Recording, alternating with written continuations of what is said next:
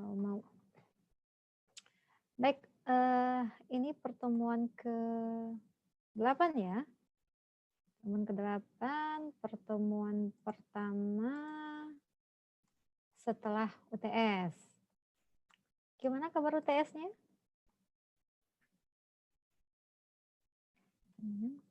Senyum. Sehat ya UTS-nya? Kaliannya sehat, alhamdulillah nih terlihat masih cerah-cerah semua. 2 minggu gak ketemu, UTS-nya juga sehat? UTS-nya sedikit itu nggak enak badan. Oh sedikit gak enak badan, aduh kasihan banget UTS-nya. Udah minum obat? Proses penyembuhan Bu. Jangan lama-lama recovery-nya ya. Oke, sesuai perkiraan nggak? Ada yang mau curhat tentang UTS-nya?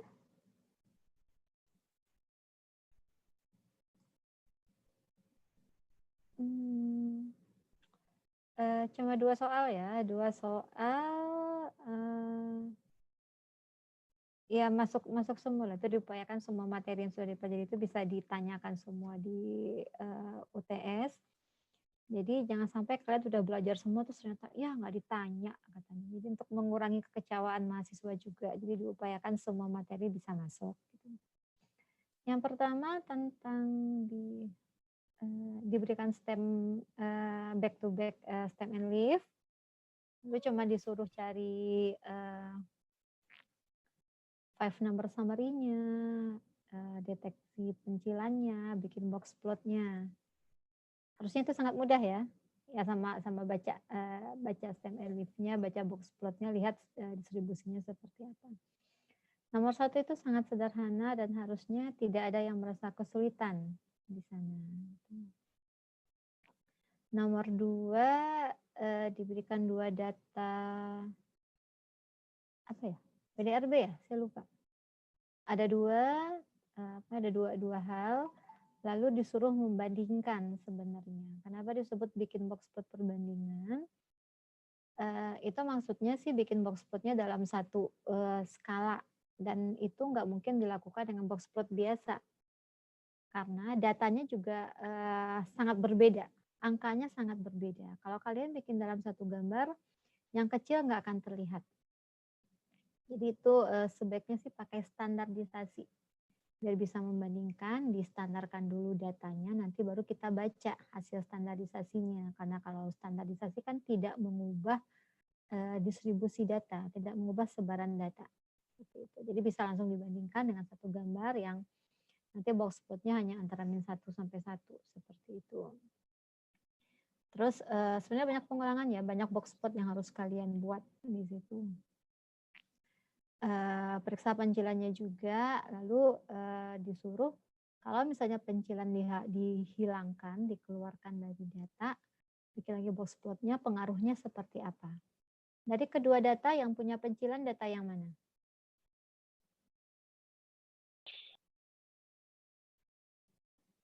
Udah lupa? Kedua kalau nggak salah Bu. Data yang kedua ya, yang saya juga lupa. Satunya minyak atau apa ya? Gas pokoknya alam, data Bu. Kenapa? Gas alam kalau nggak salah. Oh ya, gas alam sama satu lagi minyak atau apa ya? Minyak gitu. mentah, Bu. Minyak mentah, tapi memang yang punya pencilan itu data yang kedua. Itu bisa dilihat dari Z-score-nya saja. Kalau kalian sudah pakai Z-score, bisa lihat tuh mana yang merupakan pencilan. Nah, coba dikeluarkan. Dikeluarkan pencilan itu, berarti jumlah datanya berkurang. Bikin box plot-nya lagi. Nah, hasil box plot hasil transformasi dengan box plot data awal dibandingkan. Berarti kan yang kedua itu cukup bikin box plot yang gas alam ya, jangan bikin box plot dua-duanya atau yang satunya kan nggak berubah karena nggak ada pencilannya. Nanti bisa dibandingkan mana ya yang lebih simetri. Nah, untuk poin soal yang berikutnya itu ditransformasi. Jadi data yang tidak simetris silahkan ditransformasi. Nah, di sini yang sedikit butuh trik. Kalau kalian dari awal tidak bekerja dengan standarisasi, jadi yang ditransformasi data awal, terus datanya menceng kiri, kayaknya sampai X pangkat 6, X pangkat 8 pun nggak ketemu yang simetris. Udah gitu angkanya sudah besar, pakai Excel pun muncul tanda pagar, kolomnya harus dibesar-besarkan terus, harus diperbesar terus. Tapi kalau yang ditransformasi adalah data hasil standarisasi, kita tidak perlu melakukan banyak transformasi. Saya lupa X pangkat 2 atau X pangkat 3 yang sudah membuat dia jauh lebih simetris. Dan membuat dia simetris cuma karena data standarisasi itu kan ada positif negatifnya. Kalau pakai apa adanya, sangat terbatas transformasi yang bisa kita lakukan. Log dan akar jelas tidak bisa kita gunakan karena ada negatifnya. Untuk yang kuadrat pun, karena sebenarnya untuk yang menceng kiri kan kita pakai kuadrat dan pangkatnya lebih besar. Itu juga sulit dilakukan karena data yang ada negatifnya dikuadratkan. Kalau pakai data kan nanti pasti akan beda ya, yang dari nanti kamu akan ketemu bentuk parabola seperti ini dan jelas urutan datanya akan berubah dan itu tidak dibenarkan walaupun kita melakukan transformasi. Jadi triknya itu bisa dilakukan translasi. Kalau mau pakai X kuadrat itu dilakukan translasi dalam artian setiap data ditambahkan bilangan yang sama supaya dia jadi positif semua. Nah setelah positif semua kita enak transformasi pakai X kuadrat. Atau kalau misalnya pakai X pangkat 3, kalau pakai X pangkat 3 nggak masalah ya. Yang kecil tetap yang paling kecil tetap jadi paling kecil, yang paling besar pun tetap jadi paling besar, bisa dipangkatkan 3. Tapi kalau misalnya mau coba pakai X kuadrat itu harus ditranslasi dulu. Nah, translasi itu sama kayak kita melakukan standarisasi, tidak akan mengubah sebaran data.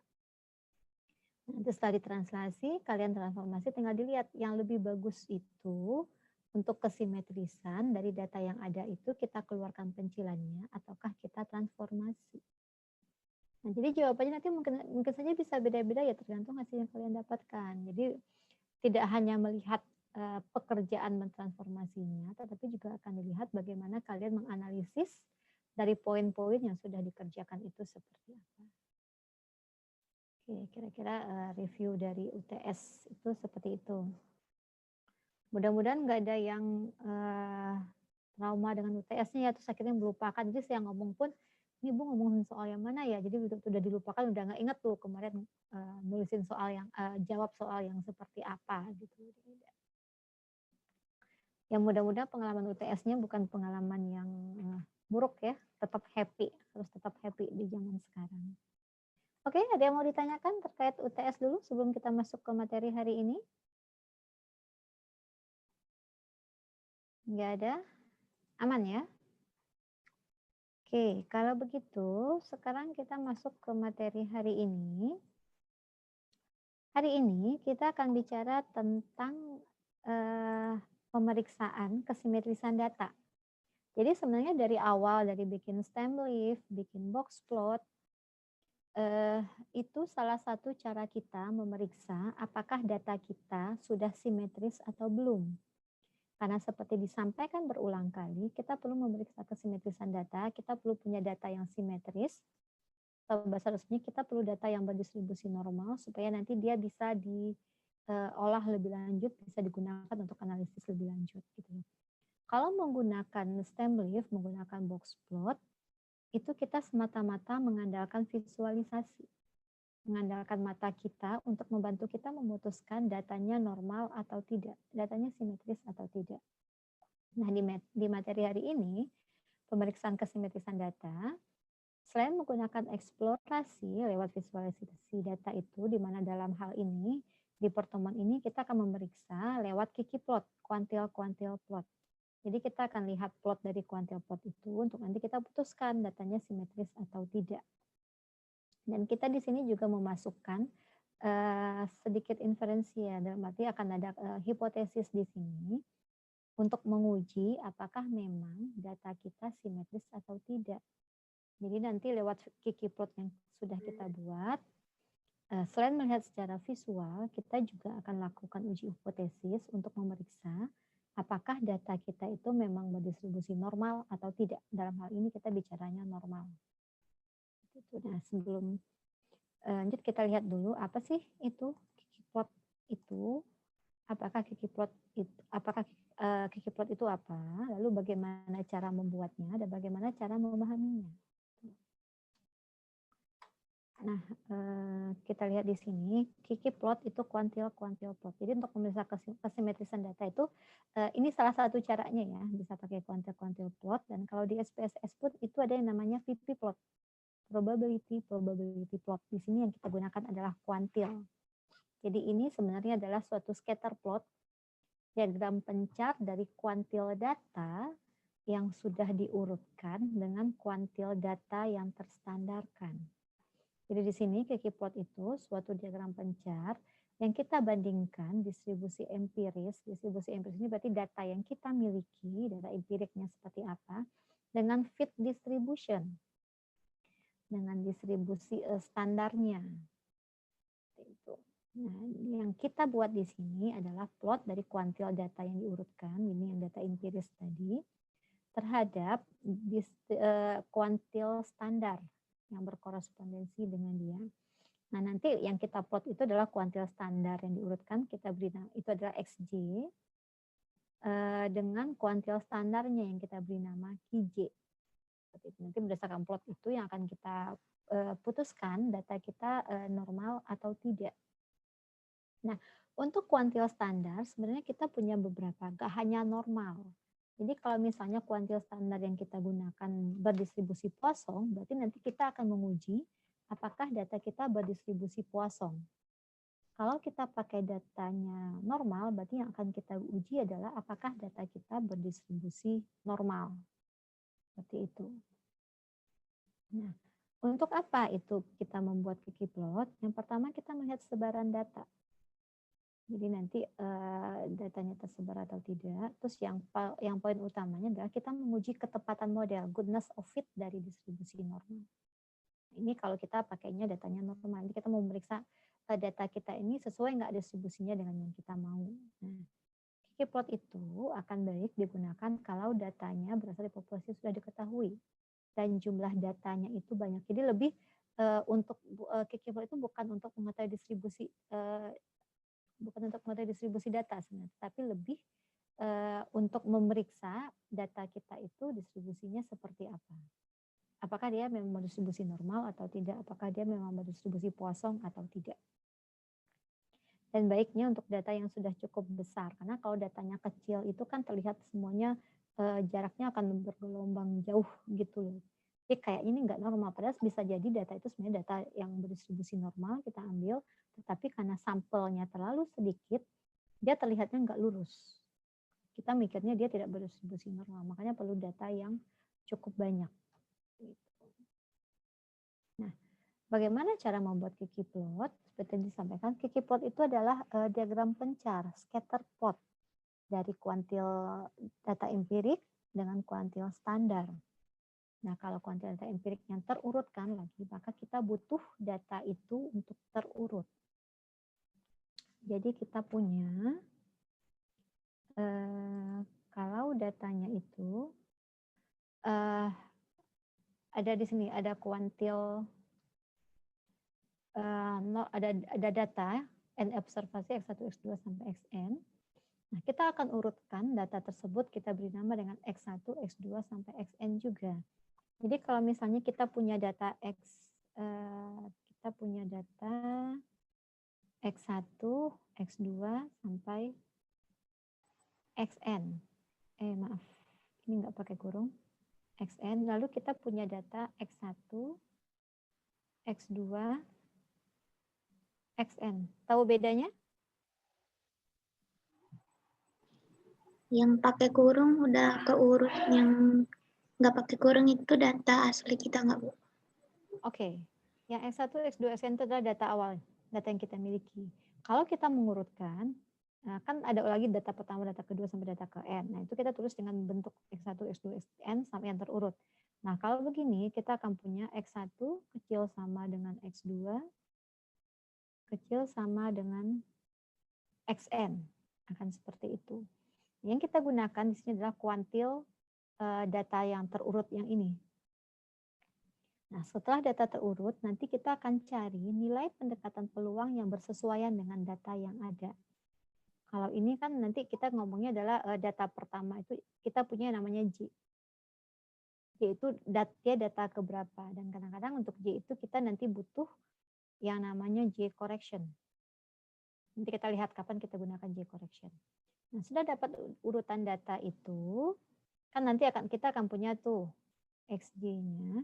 Untuk setiap data itu kita cari peluang, nilai pendekatan peluang yang bersesuaian. Bagaimana menghitungnya? Kita akan hitung dengan cara seperti ini. Ini adalah J, kita hitung peluang itu PJ, itu dihitung dengan J dikurangi setengah dibagi dengan N. Dia data pertama terurut, berarti nilai peluangnya adalah 1 kurangi setengah bagi N. Kalau dia data ketiga setelah terurut, berarti nilai pendekatan peluang yang bersesuaian dengan data tersebut adalah 3 dikurangi setengah dibagi N. Nah, setelah kita dapatkan setiap pendekatan peluang tersebut, kita hitung kuantil normal standar. Kuantil normal standar itu adalah QJ-nya. QJ itu kita dapatkan dengan konsep seperti ini. Pernah melihat rumus yang seperti ini enggak? Peluang Z kecil sama QJ adalah integral dari min hingga sampai QJ 1 per akar 2 pi E pangkat min Z kuadrat per 2 DZ. Itu diberi nama adalah PJ sama dengan J min setengah dibagi N. Pernah lihat rumus yang ini?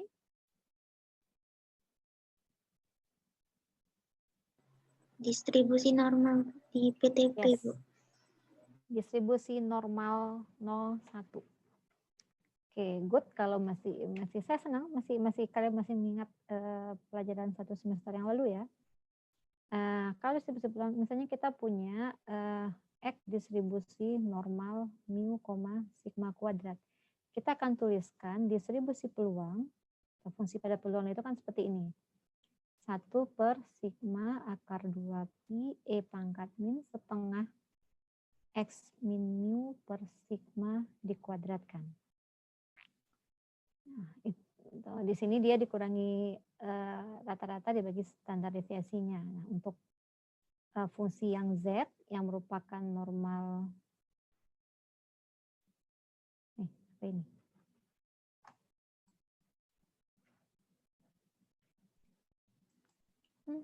Kok enggak ketemu ini?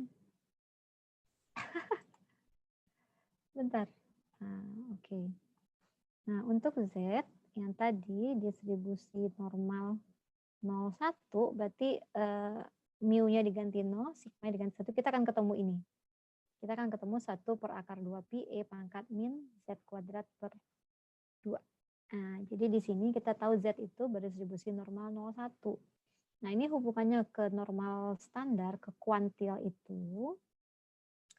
Kalau kalian lihat tabel normal, pasti belajar peluang, pasti belajar tabel normal. Gitu loh. Kan ada tabel itu ada nilai peluangnya, ada nilai kuantilnya atau yang biasa disebut dengan titik kritisnya.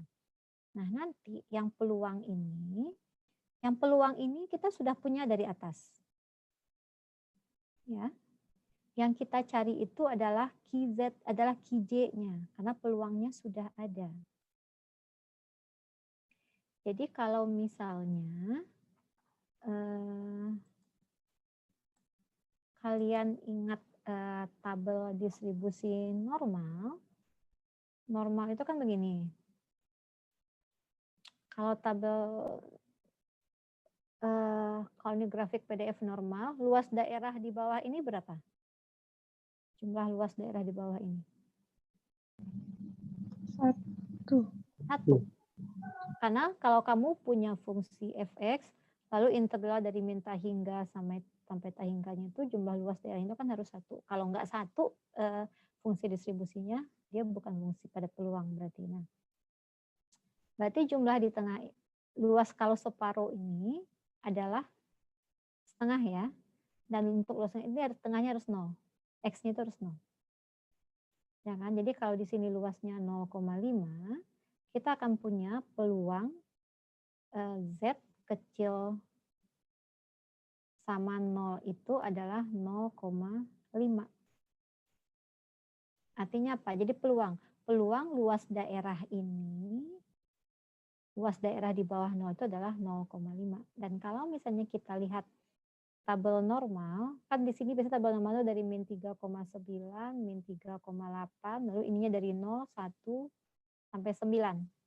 Di sini ketemunya 0,00 berapa gitu loh. Nah, nanti di Plometa ini yang kita punya yang tadi PJ. Yang kita cari itu adalah ininya. Ini yang KJ yang mau kita cari itu. Jadi kalau kita punya peluang 0,5, nah di garis di sumbu ini tuh ketemunya di nilai berapa? Kita ketemu di sini biasanya kan ini 0,05. Nah, ini titik di sininya berapa sih? Jadi peluang Z kecil sama KJ sama dengan 0,05. Nah, ininya berapa? Pada saat luas daerah diarsir ini 0,05, titik di sumbu datarnya itu, di sumbu X-nya itu nilainya berapa? Itulah nilai kuantil standar yang akan kita cari. Bagaimana mendapatkannya? Kita coba refresh lagi tabel normal yang pernah dipelajari. Oke.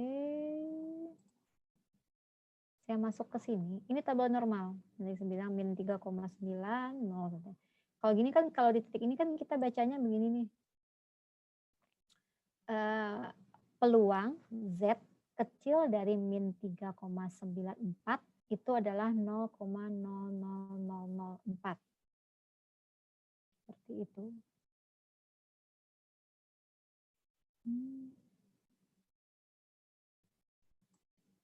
Jadi kalau kita punya yang ini, itu membacakan peluang Z kecil min 3,94, min 3,94 ini 4 dari yang atas, itu adalah 0,00004. Di punya kita, ini adalah PJ-nya, dan ini adalah KJ-nya. Yang sudah kita punya PJ apa KJ? Yang sudah kita punya adalah PJ. Jadi nanti kalau ketemu peluangnya 0,05, kita akan cari di tabel sebesar ini kapan ketemu nilai 0,004. Oh, dia di sini. Oh, berarti KJ yang kita punya adalah min 3,94. Atau misalnya kita punya PJ kita adalah 0,05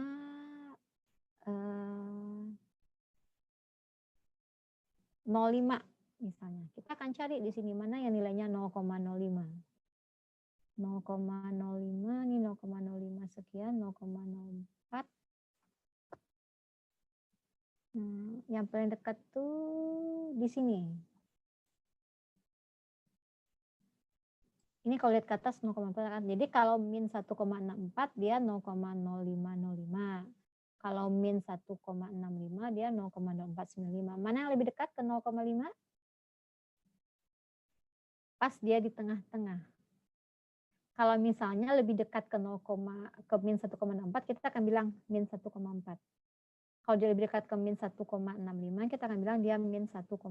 Tapi karena dia di tengah-tengah, kita akan bilang kalau ini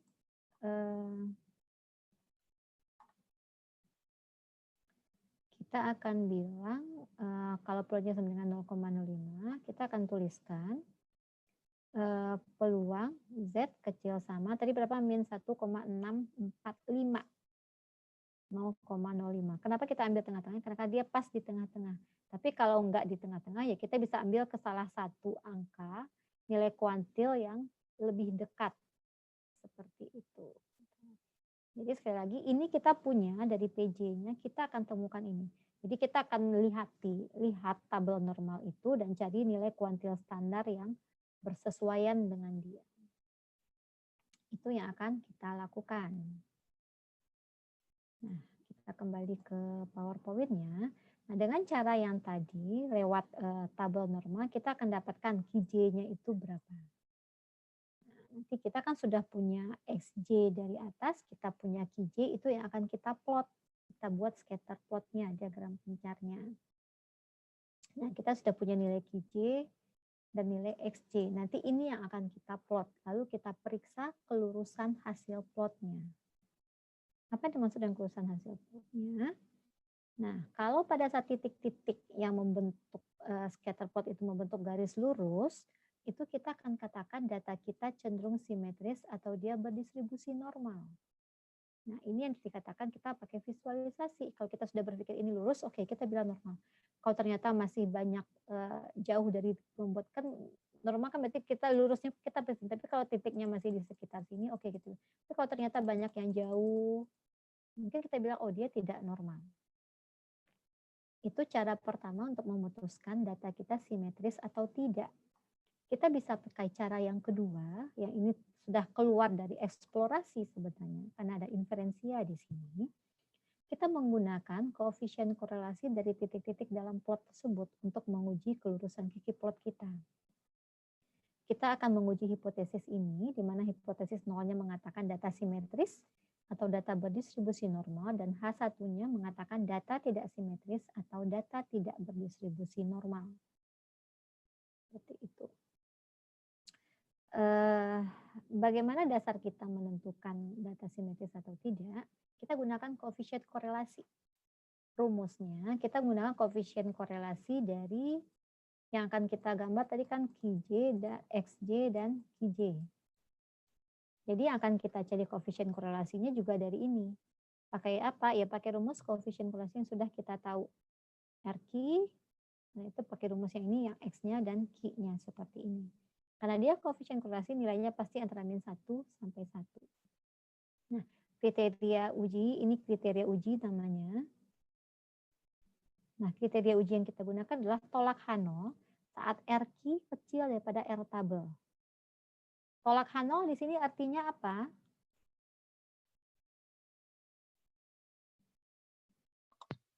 Menolak untuk berdistribusi normal. Menolak untuk berdistribusi normal. Jadi tolak Hanol artinya data tidak berdistribusi normal. Itu kita ambil keputusan saat nilai RQ, koefisien korelasi dari X dan Q yang kita hitung itu lebih kecil daripada R tabel. Nah sebenarnya gini, kita hitung Q-nya di sini ya. Q-nya di sini, X-nya di sini. Oke. Kalau dia membentuk garis lurus, berarti kan titik-titiknya di sini. Kalau korelasi antara X dan Q itu besar, dia akan membentuk garis lurus. Ini tadi adalah distribusi empiris. Ini data kita. Ini yang standarnya, yang sesuai distribusinya. Kalau korelasi antara X dan Q itu berdekatan, korelasi antara X dan Q itu erat, nilai korelasinya besar, hubungannya erat, berarti memang Q ini sesuai distribusinya dengan X. Itu berarti dia memang berdistribusi normal. Kalau X kita ini distribusi normal. Itu makanya kita butuh sebenarnya RQ itu nilainya yang besar. Jadi pada saat nilai RQ itu besar, lebih besar daripada R tabel, berarti kan ada hubungan erat antara Q kita dengan X kita. Berarti memang Q kita itu distribusinya sama dengan X, dia distribusi normal. Jadi untuk RQ besar dari L tabel, kita akan bilang gagal tolak H0. Gagal tolak H0 berarti datanya normal. Seperti itu. Jadi dikatakan RQ dipilih karena kesesuaiannya secara langsung dengan titik-titik dalam plot normal. Seperti itu. Nah, tabel yang kita gunakan itu tabel yang ini. Jadi bukan tabel distribusi normal, bukan tabel segala macam, tapi tabel untuk koefisien korelasi. Jadi kalau kalian mau googling tabel ini, ya cari saja koefisien korelasi dari kiki plot. Seperti ini. Kita bisa pilih untuk alfa yang sesuai, mau pakai alfa 10%, 5%, atau 1%. Ini banyak data yang digunakan. Jadi kalau misalnya ketemu RQ kita adalah 0,99, lalu kita punya N-nya adalah 35. Kalau N 35 berarti kita akan pakai yang ini nih. Kalau kita punya alfa 0,05, 5%, berarti kan kita akan bandingkan ini. R tabel kita adalah 0,9682.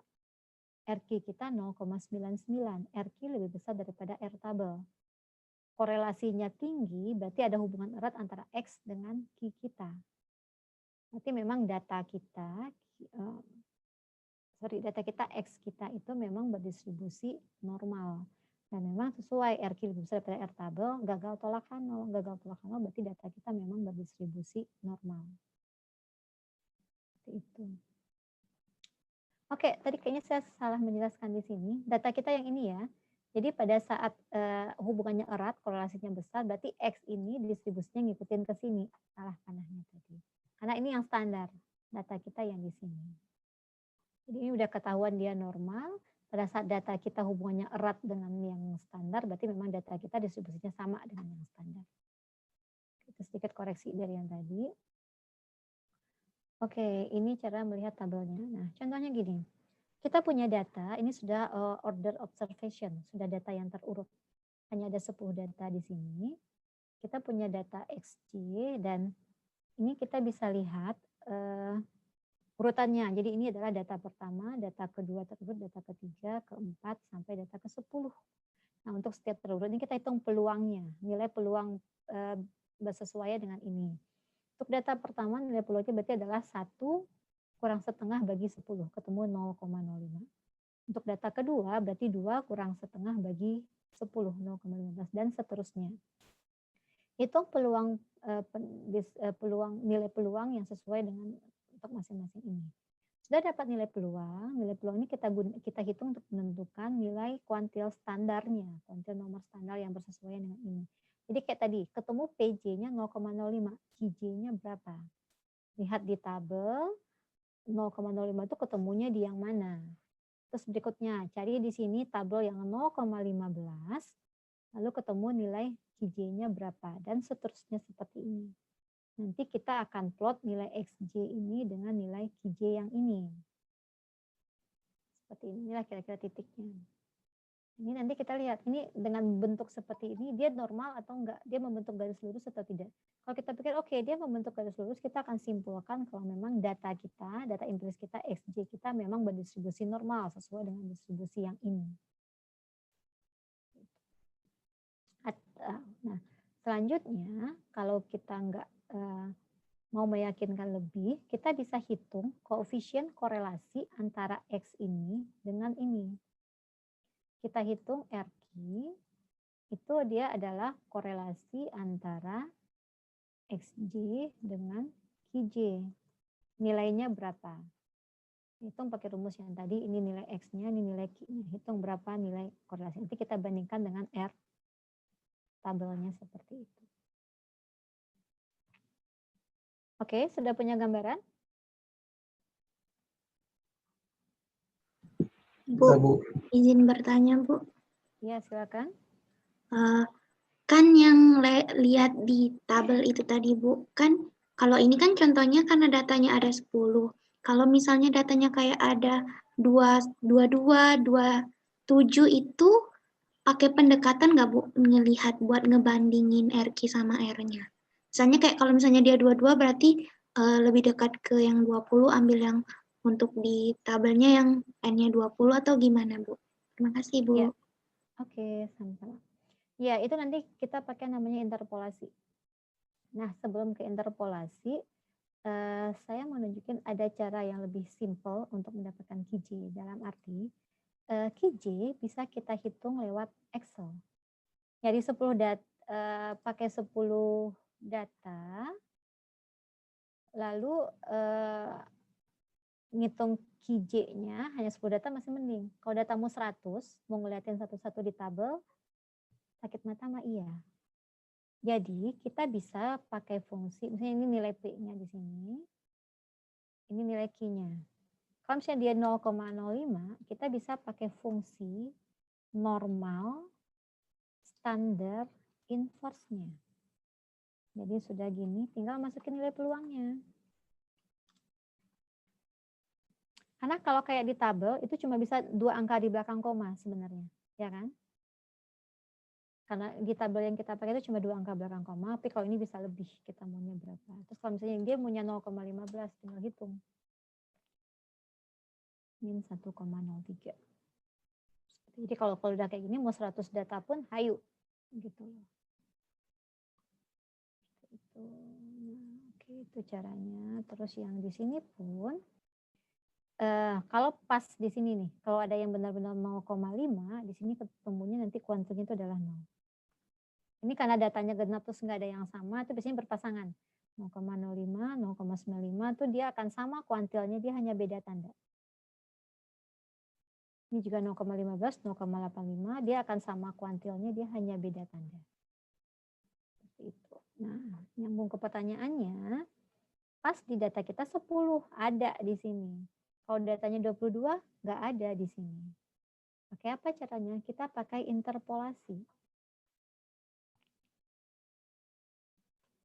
Interpolasi itu seperti perbandingan. Kayak dulu mungkin SMA, SMP belajar perbandingan searah, apa sih namanya? Jadi kalau gini, kalau misalnya kita pakai di sininya N, di sini kita pakai nilai Q-nya, kalau kita punya data 22, kita butuh yang 20, kita butuh yang 25. Kalau untuk N20, kita pakai alfa 5%, kan perlu 0,9508. Nah, kita buat di sini 0,9508. Untuk yang 25, 0,9591. Misalnya di sini 0,9591. Kita tarik garis, ini adalah garis lurus. Data kita 22 itu di sini. 22 berarti kita butuh tahu di sini nih 0,95 berapa ya? Iya kan? Nah, untuk begini kita gunakan interpolasi. Ya, kita pakai perbandingan. Berarti kan panjang ini dibagi panjang ini akan sama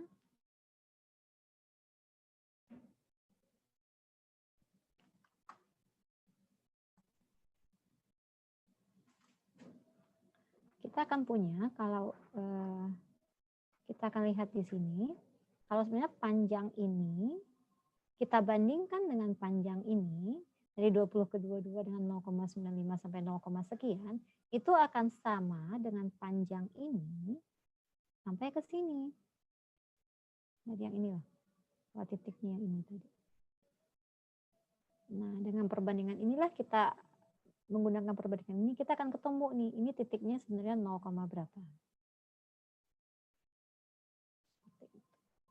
Ini kalau panjang ini berapa? Ini 2 per, kalau misalnya ini panjangnya A misalnya kan, berarti kan ini 2 per A sama dengan panjang ini berapa? 5 per, panjang ini berapa ini semuanya? Berarti kan baru nih 0,9595 dikurangi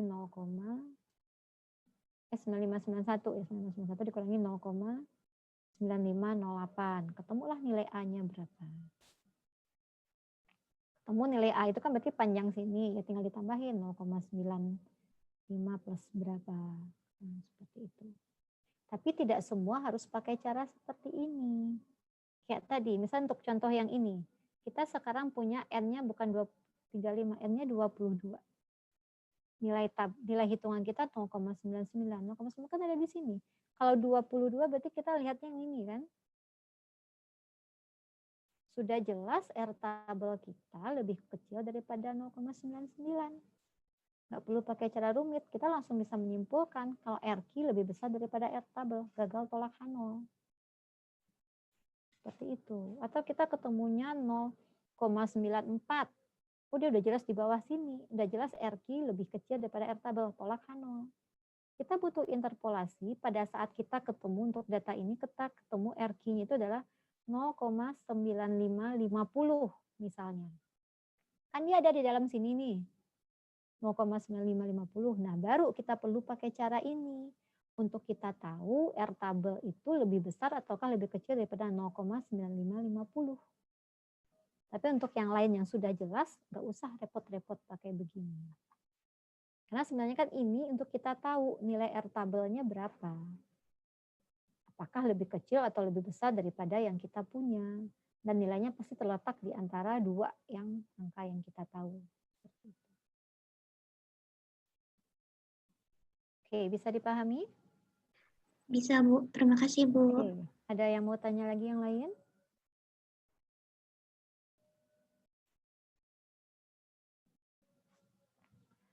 Oke, materinya sedikit ya. Jadi kita nanti bisa coba yang ini.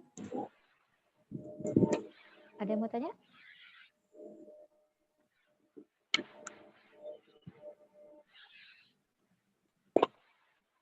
Oke, kalau kita coba ini, kita mau memeriksa kesimetrisan dari data dengan 37 observasi seperti ini. Ini data tinggi badan. Kita mau periksa ternyata apakah data tinggi badan yang kita miliki itu distribusinya normal atau tidak. Kita pakai cara yang sama.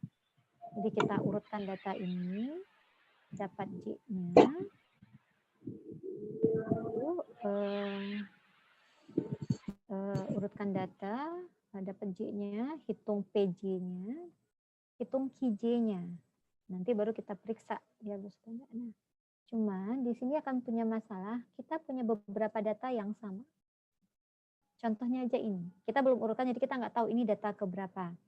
Nah, kalau untuk data yang sama ini, kita tadi ada yang namanya, maksudnya kan dapat J, hitung PJ, dapat J ada QJ-nya, ngitung XJ ada QJ-nya.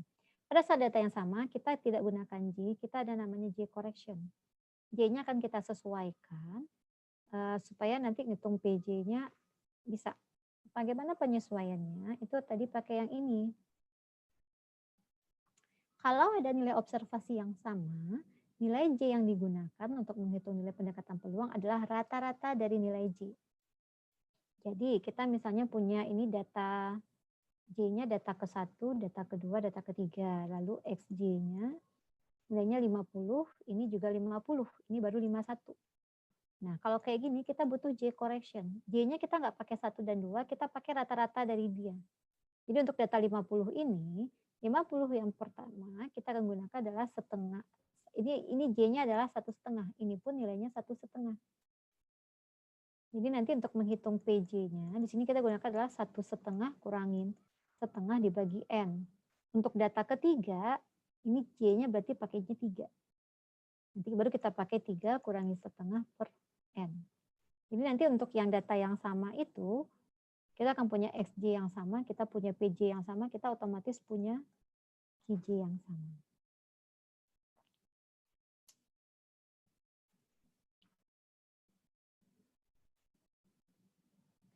Nah, Oh, kita Bu, mau nanya, Bu. Berarti bukan standar yang, kuantil normal standarnya yang kita rata-ratakan, Bu. Berarti Enggak. dari nilai J-nya yang kita rata-ratakan. Iya. Oke. Di slide ini sudah saya benarkan, tapi kalau kalian lihat modul, itu masih bilang QJ. Terus kalau mungkin kalau minta ke kakak kelas yang beberapa tahun lalu itu, yang diratakan masih J. Ya, waktu itu juga memang kami sempat miss, karena waktu itu melihat referensinya juga ketemu referensi yang salah memahami. Akhirnya begitu lihat buku aslinya, itu yang dirata-ratakan adalah nilai J. Jadi bukan nilai Q, tapi nilai J yang dirata-ratakan. Seperti itu. Jadi itu yang perlu sedikit di modul mungkin ya, masih belum diperbaiki, modulnya belum direvisi.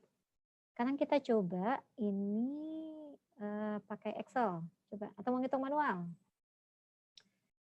Ngitung manual nggak apa-apa, ngitung QJ-nya itu yang tolong jangan ya gitu loh. Oke. Ada yang mau bacain nggak datanya? Ini nilai X-nya. Bentar dulu. Saya kena share screen nggak bisa di-minimize juga nih.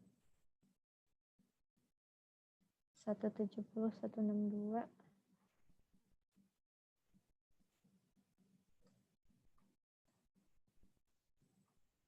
Mana lagi tadi?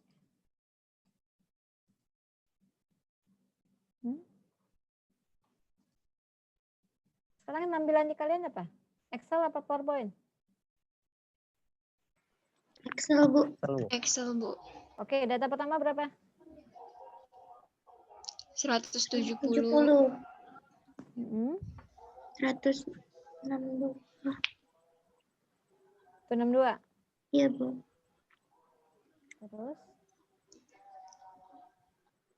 161. 162-nya 1 kali, Bu.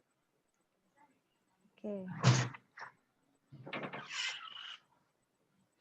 163, 106, 163 lagi ya? ya, ya.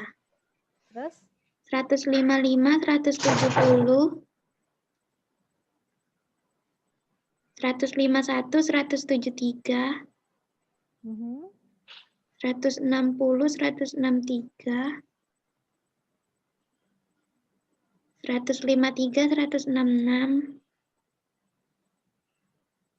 155, 160, 160, 163, 166, 167, 161, 163, 157, 150, 162, 169, 175, 171, 158,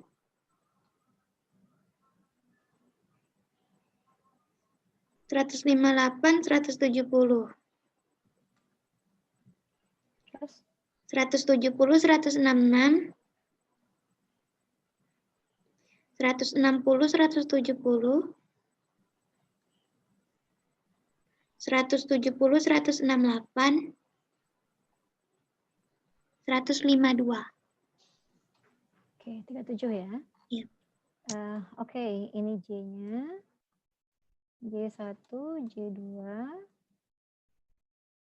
dan seterusnya. Sebentar. Saya mau cek dulu.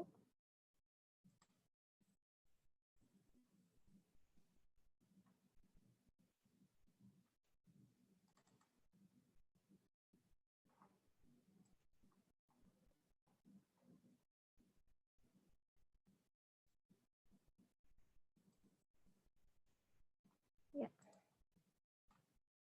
Oke, double klik Excel ini ya. Kita butuh data ini terurut. Ya udah, urutkan saja.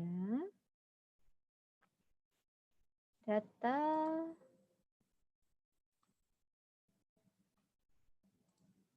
Oke, ini datanya. Kadang ada yang sama, ada yang sama. Kita butuh J correction-nya di sini. Jadi kita nggak pakai J biasa. Nah, ini kita buat sama dengan ini. Tapi kita akan lakukan beberapa penyesuaian untuk data yang sama. Mana yang sama? Ini sama ya. Berarti ini kita harus pakai rata-rata dari J-nya sama, J5 dan J6. Ya, jadinya nanti kita pakai J-nya bukan 5, tapi 5,5. Ini juga akan sama. Mana lagi yang sama, ini sama. Ini juga sama ya. Nah, kalau kayaknya lebih cepat. Ini data keberapa? 8,5. Ini juga 8,5. Harusnya dihitung satu-satu. Ini juga sama. Ini ada berapa ini? 4 data ya. Ini adalah rata-rata dari 4.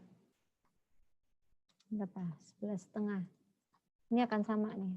11,5, 11,5, 11,5. Ini datanya 2 lagi. Berarti data-data di 14 dan 15. 14,5, 14,5. Ini 162 sama, berarti data-data dari 16 dan 17. 16,5. Ini banyak nih. Rata-rata dari berapa data ini? 5. Ketemunya 20. Ini semua akan sama 20, 20, 20. Ini 3, berarti ini 24 ya. Ini 167 tetap sama, 168 sini, 169 sini, ini 170. Jadi ini adalah rata-rata dari ini semua. Sampai sini. 31,5. Ini juga akan 31,5, 31,5, 31,5, 31,5. 171 sendiri, 173 sini, 175 sendiri. Jadi J yang akan kita gunakan adalah J correction yang ini. Nanti J ini akan kita hitung untuk menghitung peluang. Kita gunakan untuk peluang. Bagaimana caranya? Pakai rumus J dikurangi 0,5 dibagi berapa? Bagi banyak data. Banyak data kita 37. dia akan dibagi 37. Ikut semua. Ini dia yang sama, PJ-nya akan sama. Nah, sekarang kita hitung kuantil normal standar yang bersesuaian. Berarti ini adalah normal standar inverse dari ini, probability-nya yang PJ. Udah dapet. Ini dia. Jadi ini kuantil normal standarnya. Yang dekat-dekat ke 0,5 di sini kan, jadi pasti nolnya itu ada di antara sini. Sekarang kita plot X dan ini. Oke, kita copy ke sini. Kita akan plot Q dengan X.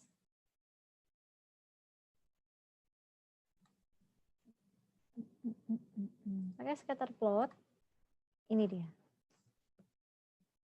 Nah, tinggal ini sudah dapat ini ya, ini adalah Q plotnya, ini adalah X-nya, ini adalah Q-nya, ini adalah X-nya. Ini yang akan kita lihat. Kalau kita menganggap ini sudah lurus, berarti data kita, kalau ini membentuk garis lurus, berarti data kita itu memang berdistribusi normal sesuai dengan distribusi dari X, dari Q yang kita gunakan. Tapi kalau kita pikir dia tidak membentuk garis lurus, berarti data kita tidak berdistribusi normal. Seperti itu. Kalau punya tampilan begini, kalian menyimpulkannya apa?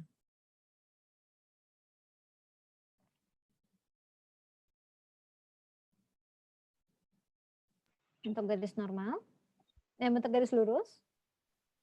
Iya, Bu. Iya, Bu. Normal. Oke, kita anggap ini sudah cukup lurus ya. Kita bilang data kita memang berdistribusi normal sesuai dengan ini. Untuk memastikan, kita bisa saja mau menghitung dengan RQ.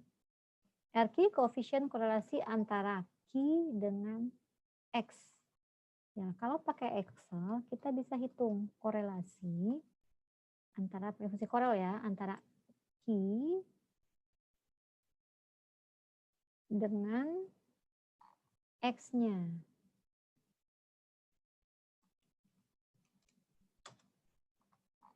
Ketemu nilainya 0,99034. Ini akan kita bandingkan dengan R-table. R-table kita adalah untuk yang N-nya tadi 37. Ingat 0,9934. Kita balik ke PowerPoint tadi. Kita punya tabel ini. Bukan, ini tabel. Kalau 37 berarti dia adanya di sini. Kita nggak tahu persis berapa angka nilai tabelnya, tapi kita tahu nilai tabelnya antara 0,96 dan 0,97. Sedangkan nilai hitungan kita, nilai empiris RQ kita 0,99. Sudah jelas RQ kita lebih besar daripada R tabel. Jadi kesimpulannya gagal tolak Hano. Data kita memang berdistribusi normal.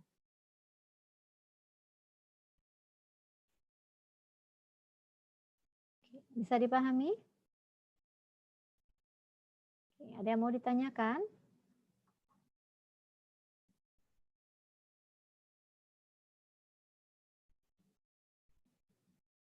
Bu, izin bertanya, Bu. Ya, silakan. Kan yang saya buka tugas kan, Bu, yang persentase penduduk miskin kabupaten atau kota tempat tinggal masing-masing itu, kan kalau Kiki plot itu bagusnya lebih besar dari sama dengan 20. Nah, di provinsi saya itu datanya cuma 11 itu tetap dicoba aja nggak apa-apa kan, Bu? Apa-apa, coba aja Bu belajar ini. Oh, kasih, Bu. Kan kemarin katanya pakai desa kota itu pakai nasional. Di sini yang pertama persentase penduduk miskin kabupaten kota provinsi tempat tinggal, nomor 2 sama 3-nya baru yang nasional, Bu. Oh, ya. Jadi ada sebenarnya kalian periksa 3 ya. Persentase kemiskinan setiap provinsi, lalu persentase penduduk miskin desa kota setiap provinsi, semua provinsi data nasional, sama persentase kemiskinan di kabupaten kota di tempat masing-masing. Ya, jadi ada 3 yang perlu kita periksa. Kasih Bu. Yuk. Oke. Ada lagi yang lain? Ya, silakan. Untuk tugas ini kita pakai tingkat kepercayaan atau itunya berapa, Bu? 0, apa? Alfanya 5 juga ya? 5%. 5%. Jadi, Oh, 5% jadi kan juga. kalau Oh, alfa baik. itu sebenarnya terserah ya mau berapa. Kok suara saya feedback ya? Tapi kalau nggak diberitahu biasanya defaultnya itu 5%. Oke, ada lagi yang lain? Bu, izin bertanya, Bu. Ya, silakan. Berarti kalau pakai QQ plot ini kita tidak bisa melihat apakah datanya ini menceng kiri atau kanan ya, Bu? Kalau dari Kiki plot tidak. Dia kan tadi tujuan itu adalah untuk goodness of fit, kecocokan distribusi. Oh ya, makasih Bu. Ya, dia cuma tahu simetris atau enggak simetrisnya kemana itu tidak bisa dijawab dengan Kiki plot.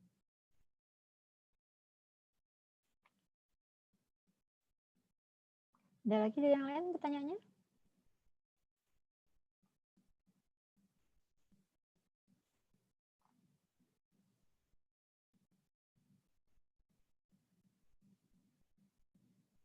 Kenapa banyak yang ini yang nggak nyala nih videonya? Edit kota. Oke, ada lagi pertanyaan dari yang lain?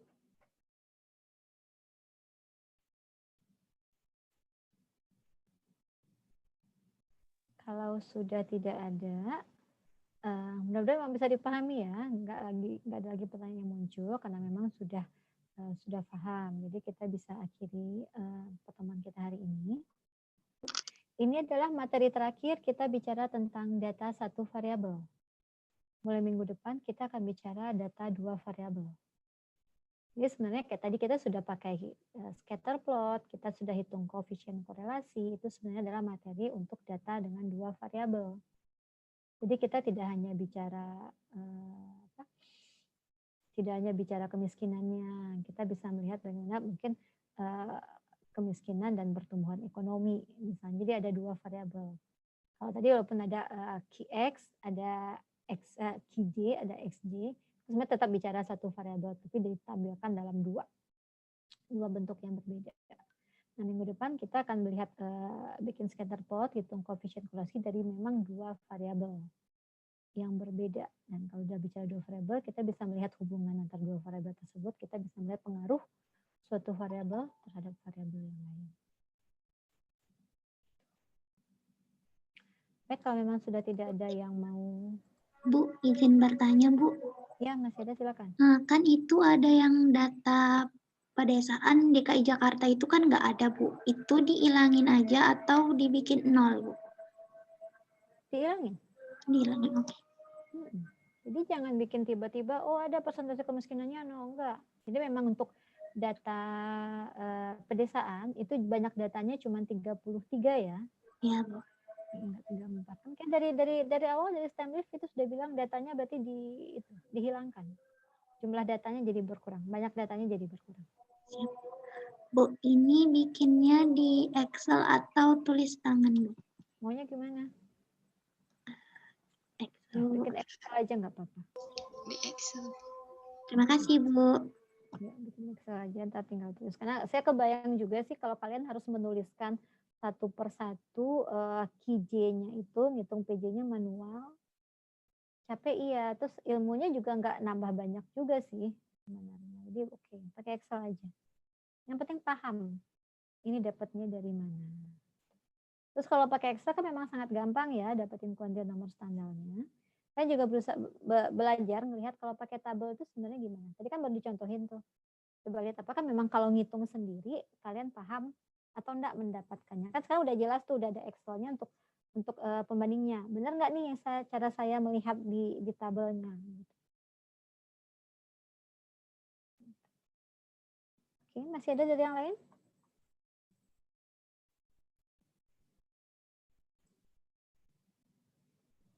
Kalau enggak, berarti cukup ya.